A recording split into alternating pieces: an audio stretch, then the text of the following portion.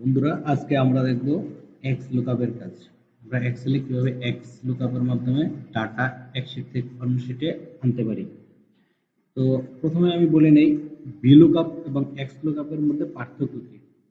কারণ আমরা তো ভি লুকআপের মাধ্যমে ডাটা এক শীট থেকে অন্য শীটে আনতে পারি।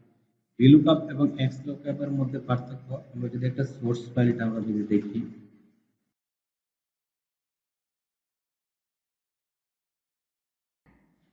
আমরা ভি লুকআপের মাধ্যমে শুধুমাত্র যেই কলাম থেকে কলামের এগেনস্টে আমরা ডাটা নিয়ে আসবো, ধরেন আইডি নাম্বার এগেনস্টে, ওর ডান পাশে যে কলামগুলি থাকবে ওই ডাটাগুলি আমরা অন্য শিটে নিয়ে আসতে পারি।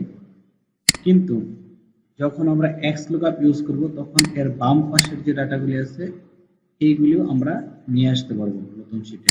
তো আমরা এখন দেখি। তো আমরা সোর্স ফাইলে দেখি, এর বাম পাশে রোতে রয়েছে জয়েনিং ডেট। তাহলে জয়েনিং ডেটটা নিয়ে আসি। প্রথমে আমরা ইকুয়েশন টাইপ করি, equal to X lookup, x lookup ID number against নিয়ে আসবো A3, কমা ইকুয়েশনের কমা হোল্ডার।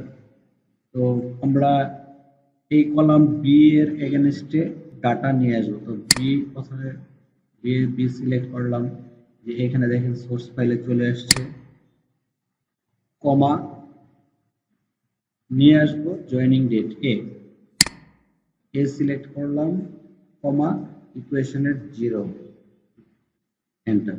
দেখেন আমাদের চলে আসছে। আমরা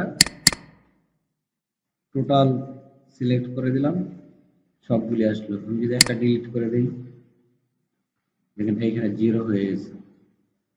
যদি এই 3 কে নিয়ে এখানে দেই, তাহলে দেখেন 3 এর ডাটা সেম।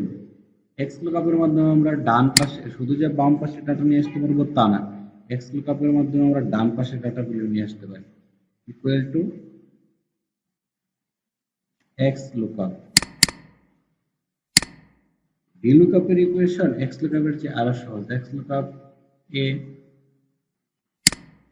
বি কলামের এগেনস্টে নিয়ে আসবো, বি কলাম সিলেক্ট করলাম, কমা দিলাম, নেম নিয়ে আসবো, কমা দিলাম, 0, ব্র্যাকেট ক্লোজ, এন্টার। এই দেখুন চলে আসছে।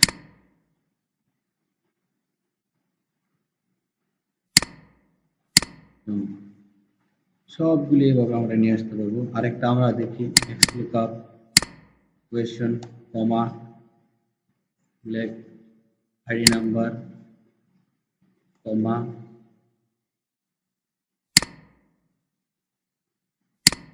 Number, comma 0, bracket close. এভাবে আমরা এক্স লুকআপের কাজ করতে পারি। ধন্যবাদ সবাইকে।